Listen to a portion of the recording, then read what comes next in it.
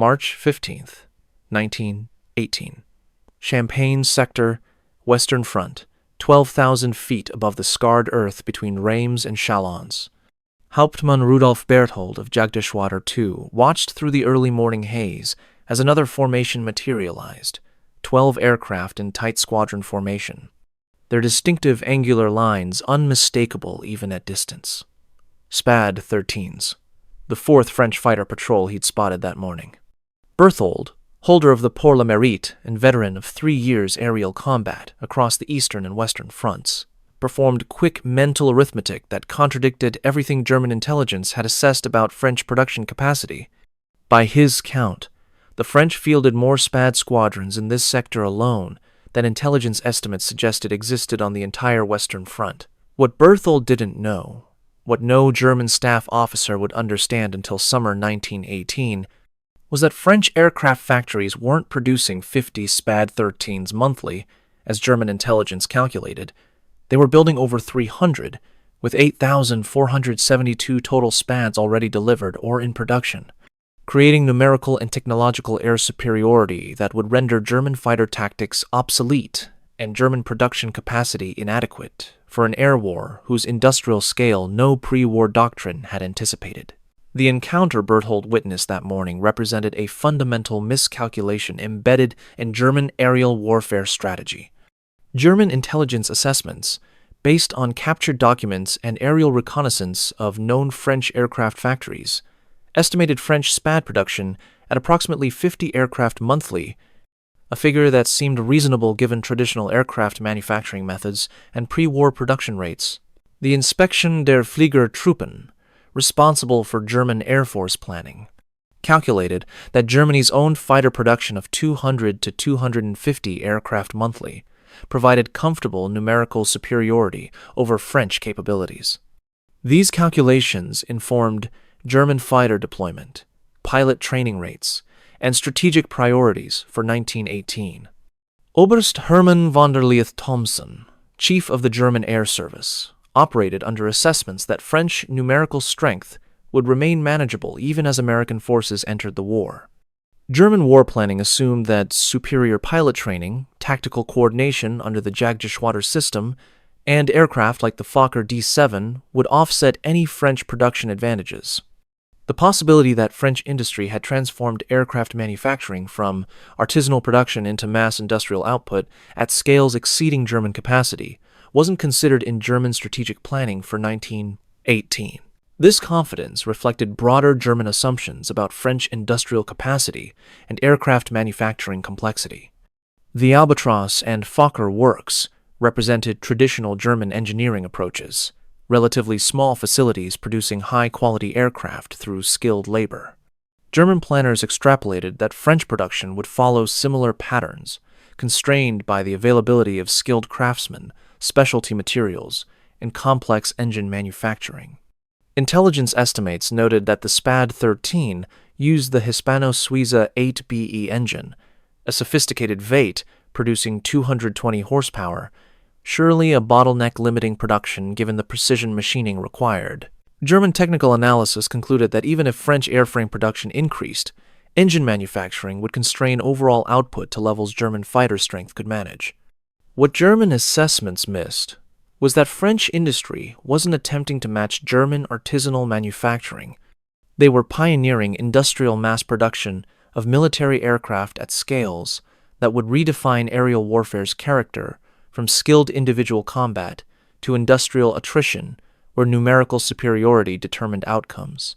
The industrial transformation that German intelligence failed to detect had begun in early 1917, when the French aviation militaire faced a crisis following the catastrophic Nivelle offensive.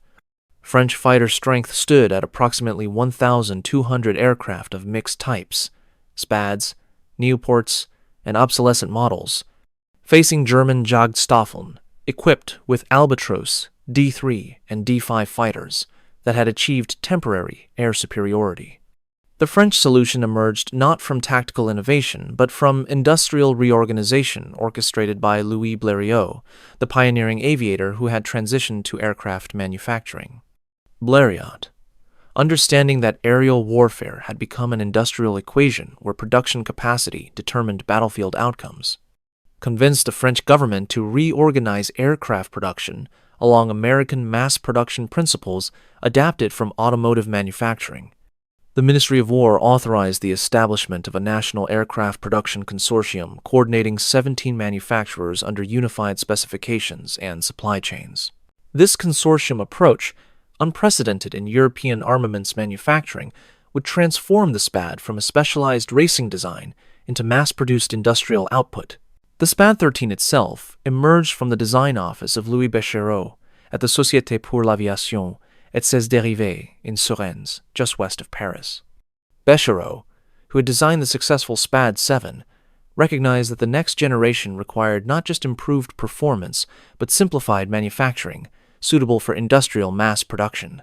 The SPAD XIII, first flown in April 1917, incorporated design decisions that prioritized production efficiency while maintaining combat effectiveness.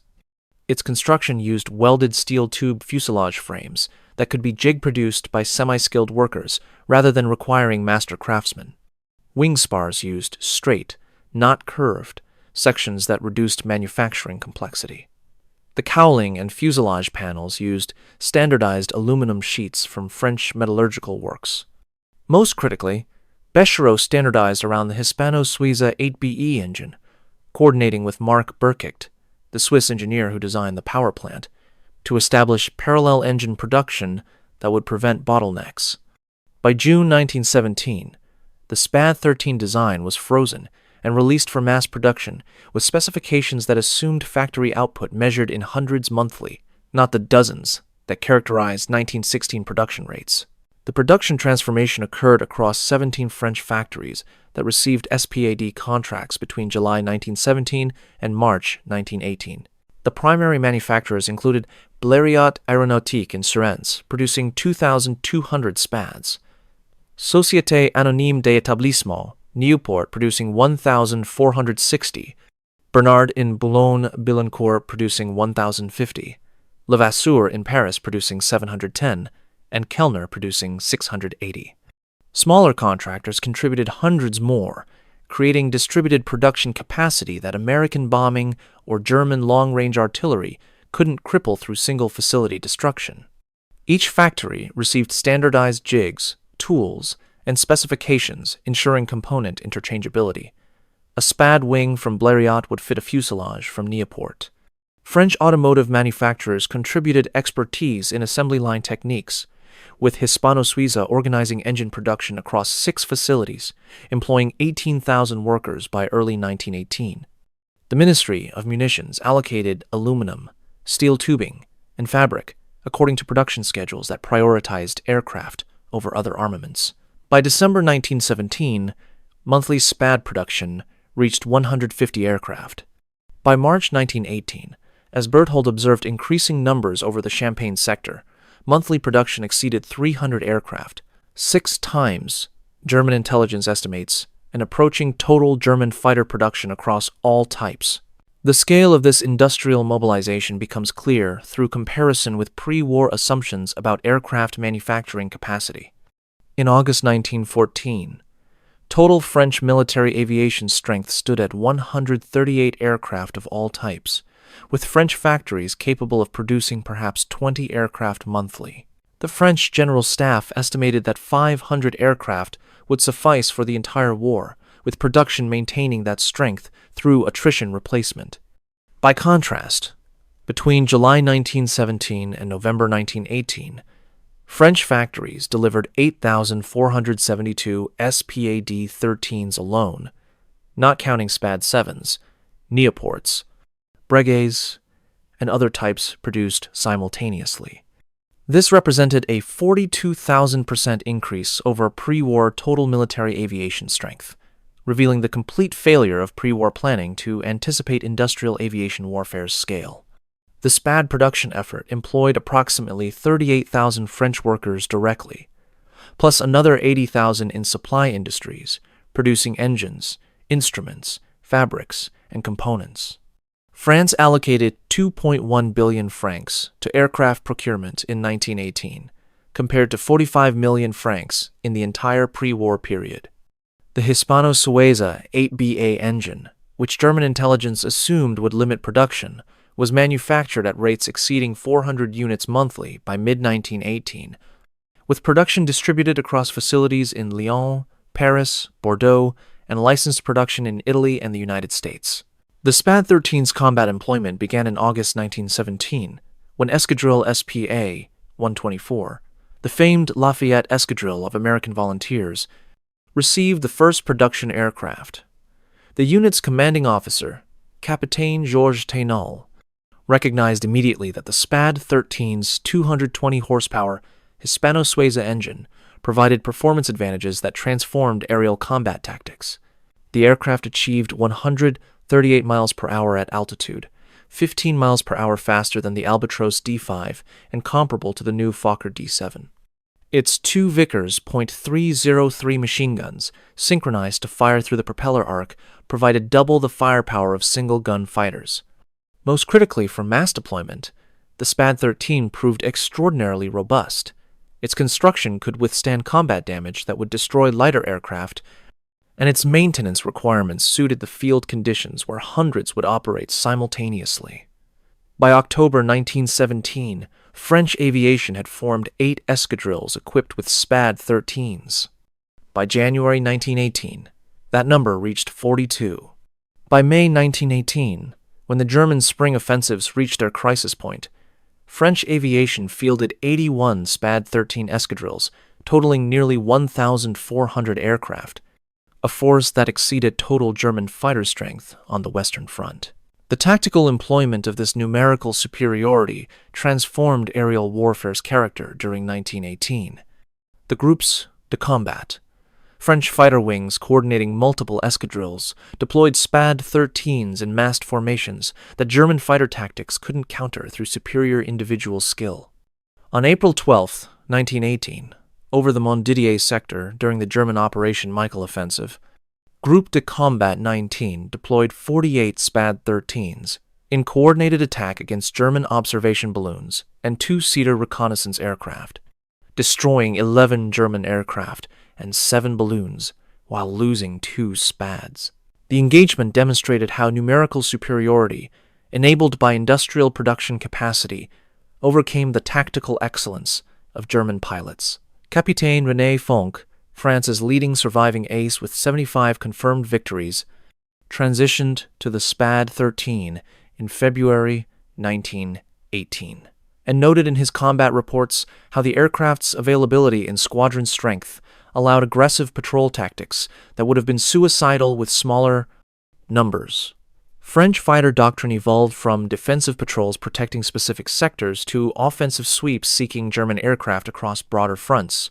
Tactics enabled entirely by having sufficient aircraft to sustain inevitable losses while maintaining superiority. The American Expeditionary Forces Air Service amplified French numerical advantages through SPAD XIII procurement. The United States, lacking domestic fighter production capacity when entering the war in April 1917, contracted with French manufacturers for 893 SPAD XIIIs delivered between March and November 1918. American pursuit squadrons, equipped exclusively with French-built SPADs, with American pilots training on the type at French aviation schools before deploying to frontline units. The 94th Aero Squadron, commanded by Major John Huffer and including Captain Eddie Rickenbacker as flight leader, received SPAD XIIIs in March 1918 and flew their first combat patrol April 14th. By July 1918, the American Air Service fielded 12 pursuit squadrons with 288 SPAD XIIIs, adding to Allied numerical strength that had already achieved air superiority. The 1st Pursuit Group, coordinating 4 American squadrons with French units in the Château-Thierry sector during June 1918, demonstrated how American industrial support combined with French production capacity created overwhelming aerial strength. German Jagdstaffel, facing these combined forces, encountered 3-to-1 numerical disadvantages that rendered traditional fighter tactics obsolete. The battlefield results through summer 1918 revealed the consequences of Germany's production miscalculation. During the Second Battle of the Marne in July 1918, French and American aviation deployed approximately 1,800 aircraft, including 900 SPAD XIIIs against German air strength of roughly 600 fighters and 400 reconnaissance aircraft. Allied fighters flew 5,400 combat sorties during the battle's first week, achieving air superiority that allowed reconnaissance aircraft and bombers to operate with relative impunity, while German air reconnaissance struggled to penetrate Allied fighter screens. German losses for July 1918 totaled 276 aircraft destroyed and 127 damaged beyond repair. Monthly attrition exceeding German monthly production capacity of approximately 250 fighters. The mathematics of industrial attrition, which German planners had dismissed as irrelevant given pilot quality advantages, now determined aerial warfare outcomes.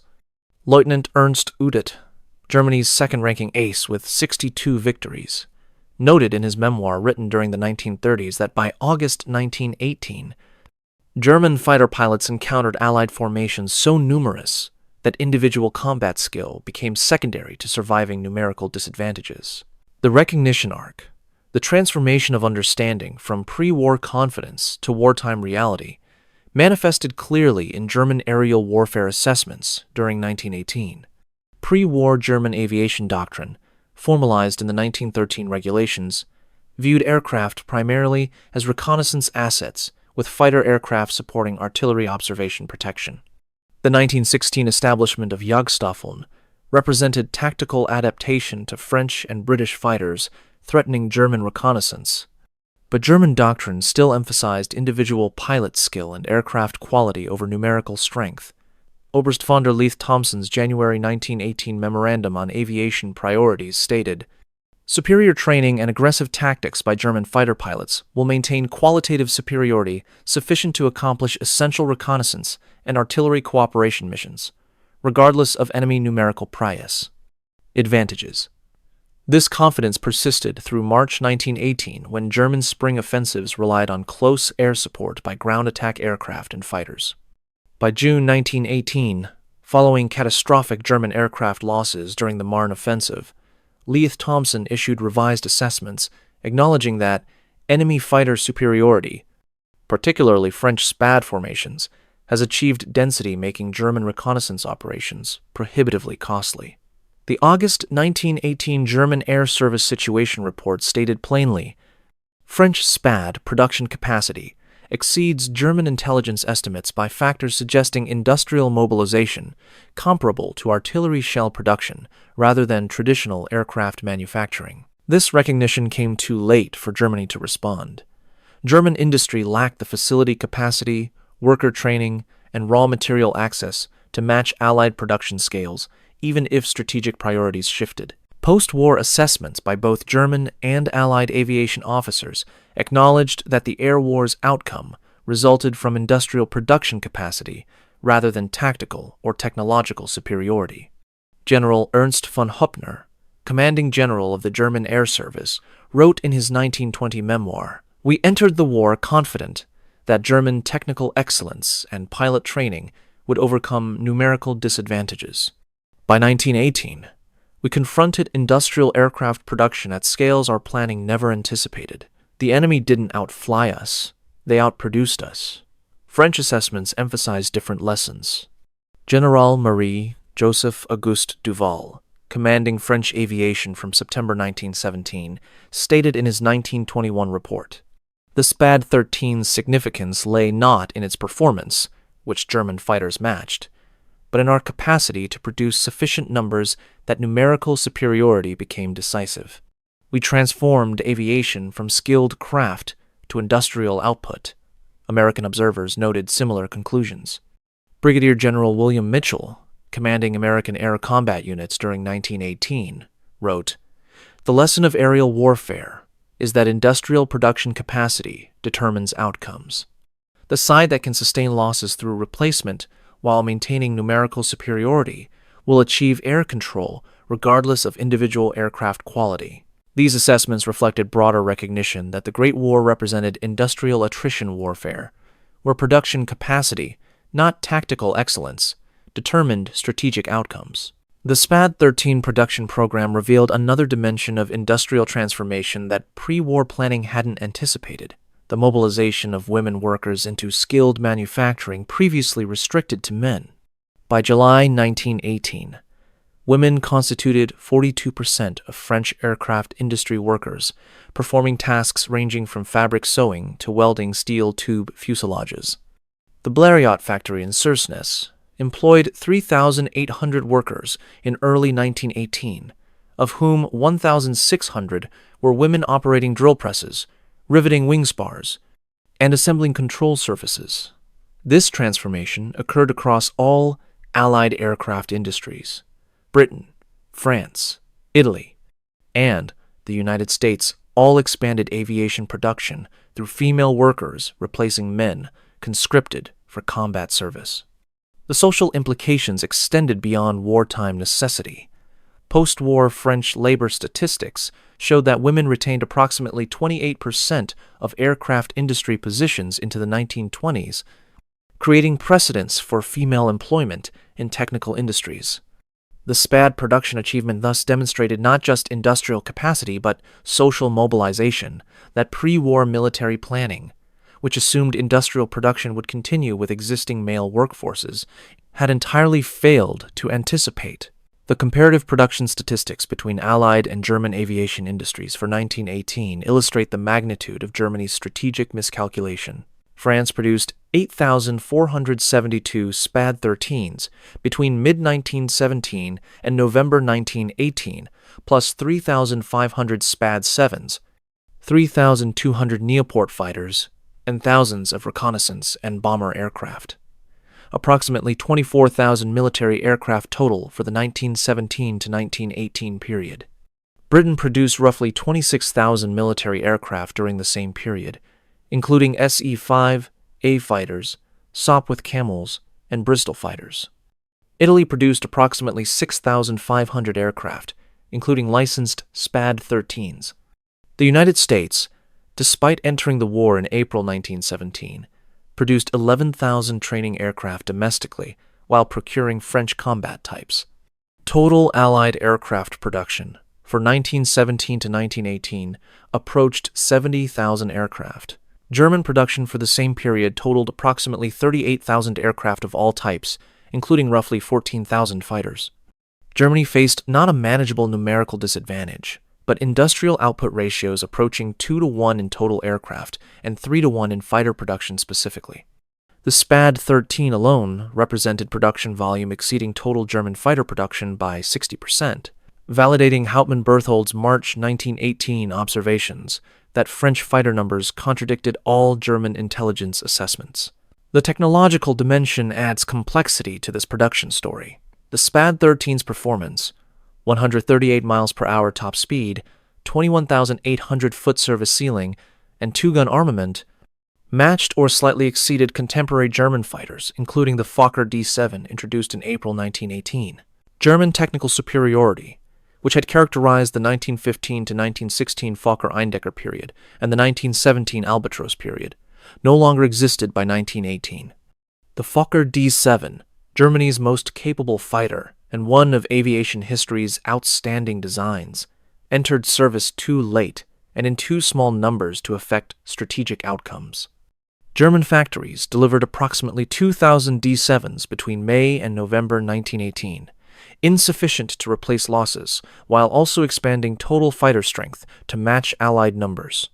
The intersection of comparable technology with enormous production disparity meant that German pilots fought with qualitatively adequate but numerically inadequate resources. Lieutenant Karl Degelow, who survived the war with 30 victories, wrote in his 1937 memoir, "The Fokker D-7 was the finest fighter of the war. We simply didn't have enough of them." For every German fighter patrolling the front in summer 1918, 3 or 4 Allied fighters, usually SPADs, operated nearby. Individual skill couldn't overcome such disadvantages. The tactical evolution during 1918 reflected this numerical reality. German fighter doctrine, which had emphasized aggressive offensive patrols and hunting enemy aircraft, shifted to defensive operations, protecting German reconnaissance aircraft and ground attack units. Jagdgeschwader formations that had ranged across front sectors seeking combat instead flew close escort missions and restricted patrols to specific defensive zones.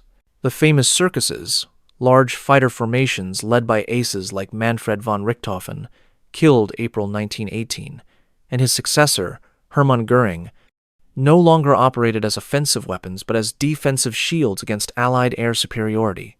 French SPAD formations, by contrast, ranged freely across German-held territory, attacking German observation balloons, strafing ground targets, and engaging German fighters when encountered. The tactical initiative had shifted completely from skilled German pilots operating individual aircraft to massed Allied formations where numerical strength and coordinated tactics determined engagement outcomes. This transformation represented the ultimate vindication of industrial mass production over artisanal quality, the very dynamic that characterized ground warfare between 1914 and 1918 now dominated aerial combat. The American involvement added another dimension, revealing pre-war planning inadequacy. The United States entered the war in April 1917, with an air service possessing 55 obsolete training aircraft and no combat-capable fighters. American war planning initially called for domestic production of 22,000 combat aircraft by July 1918, a wildly optimistic target given that American industry had no experience with military aircraft manufacturing and lacked the machine tools, skilled workers, and technical expertise for mass production. The reality proved sobering. American factories produced exactly 0 combat aircraft, reaching frontline service before the armistice.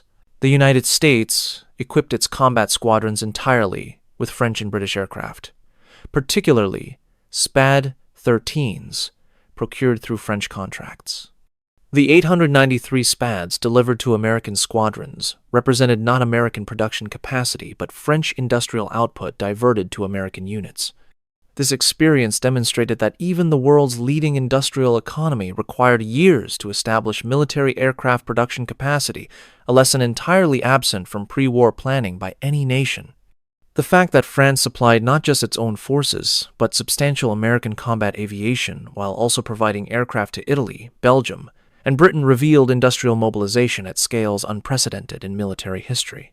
The logistical demands of maintaining 1,400 SPAD XIIIs in French frontline service illustrated another dimension of industrial warfare's complexity. Each SPAD required approximately 40 hours of maintenance per 100 hours of flight time, with regular engine overhauls every 50 flight hours. The Hispano-Suiza 8BE engine consumed 1 gallon of aviation fuel per 15 minutes of flight and required specialized lubricants unavailable before the war. The French aviation service operated 17 major repair depots and 43 forward maintenance facilities servicing SPAD squadrons, employing approximately 28,000 mechanics, armorers, and technicians, a support tail exceeding frontline pilot numbers by 30 to 1. Ammunition supply presented additional challenges. Each SPAD's 2 Vickers guns consumed approximately 800 rounds per combat sortie, requiring French ordnance factories to produce roughly 2 million rounds monthly, specifically for SPAD ammunition needs. The logistical system supporting SPAD operations thus represented industrial mobilization, extending far beyond aircraft production into fuel, refining, ammunition manufacturing, spare parts production, and technical training programs graduating thousands of mechanics. Pre-war planning, which assumed perhaps 500 total military aircraft requiring perhaps 2,000 support personnel, confronted reality requiring 50 times those numbers. The financial costs revealed another planning failure dimension. France allocated 2.1 billion francs for aircraft procurement in 1918, compared to total 1914 military aviation budget of 45 million francs, a 4,600% increase. Each SPAD XIII cost approximately 40,000 francs to produce, including engine, instruments, and armament, meaning the 8,472 SPADs consumed roughly 340 million francs before considering maintenance, fuel, ammunition, and personnel costs. Germany spent approximately 800 million marks on aviation during 1918, substantially less than Allied aviation expenditure, despite Germany's overall military budget pressures. The financial dimension demonstrated that industrial warfare required not just industrial capacity, but financial resources and economic mobilization matching those of ground warfare. Pre-war planning, which treated aviation as auxiliary to ground operations with corresponding minimal budget allocation, proved catastrophically inadequate for aerial warfare that became an independent industrial campaign consuming resources comparable to artillery or ammunition production. The post-war fate of the SPAD XIII adds an ironic coda to this industrial warfare story. Despite 8,472 aircraft produced and their dominance during 1918, the SPAD XIII virtually disappeared from military aviation within 5 years of the armistice.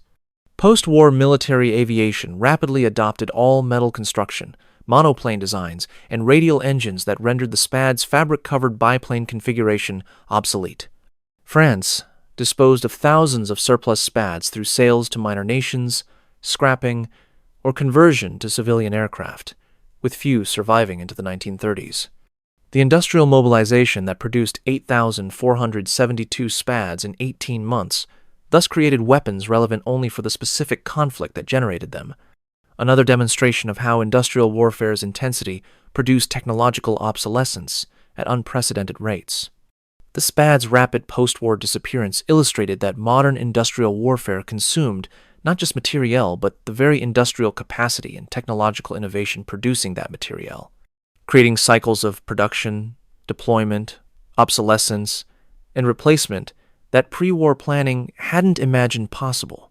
The German intelligence failure regarding SPAD production capacity reflected broader systematic failures in understanding industrial warfare's character. German assessments throughout the war consistently underestimated Allied industrial capacity, not just in aviation, but in artillery, ammunition, machine guns, tanks, and poison gas. These failures resulted partly from intelligence collection deficiencies, but more fundamentally from conceptual frameworks that couldn't imagine warfare's transformation into industrial attrition. German military planning descended from Prussian traditions, emphasizing professional armies, tactical excellence, and decisive maneuver, struggle to comprehend that 20th century warfare rewarded industrial production capacity and resource mobilization over military professionalism.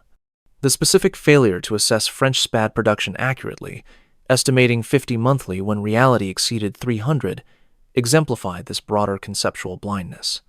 German intelligence saw French aircraft industry through frameworks developed for traditional warfare, where quality and training determined outcomes, missing the transformation where quantity and production determined results. The recognition that emerged during 1918, acknowledging that the war would be decided by industrial capacity rather than military excellence, came too late for Germany to respond effectively. By the time German staff officers understood that Allied aviation enjoyed crushing numerical superiority enabled by industrial production scales exceeding all pre-war calculations, Germany lacked the industrial capacity, raw materials, and time to match Allied output. The British blockade restricted German access to critical materials, including aluminum, high-grade steel, and rubber, essential for aircraft production. German industry, mobilized for artillery, ammunition, and ground warfare materiel, couldn't easily shift to expanded aviation production without reducing output in other critical areas. Most fundamentally, German manpower constraints by 1918 meant that expanding aircraft production required diverting workers from other essential industries, workers who simply didn't exist given military conscription and existing industrial demands. The recognition of Allied industrial superiority arrived simultaneously with the recognition that Germany couldn't respond even with that knowledge. The strategic implications extended beyond the immediate military outcomes of 1918.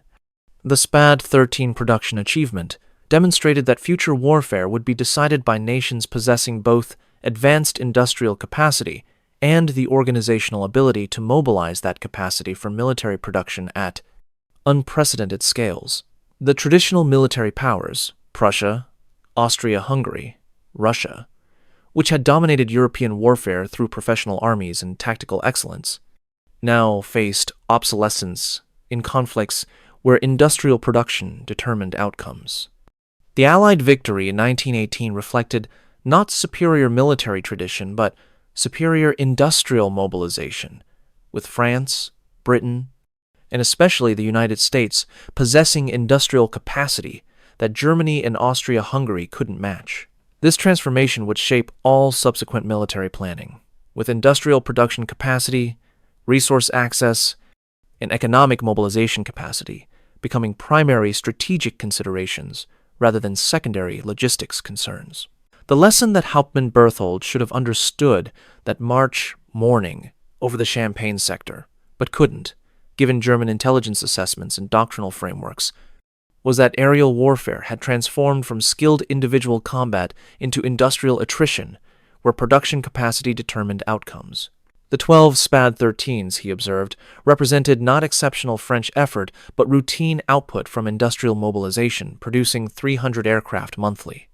Those 12 SPADs, and the thousands of identical aircraft operating across the Western Front, embodied industrial warfare's character: mass-produced, standardized, numerically overwhelming, and ultimately decisive not through individual superiority, but through accumulated weight of industrial output that could sustain losses, maintain continuous operations, and achieve air superiority through numerical strength that skill alone couldn't counter. What German intelligence calculated as 50 SPADs monthly became 8,472 total aircraft dominating Western Front skies by war's end. A miscalculation that revealed how completely pre-war military planning had failed to anticipate industrial warfare's revolutionary character and the death of warfare traditions that had shaped European military thought since the press, 18th century.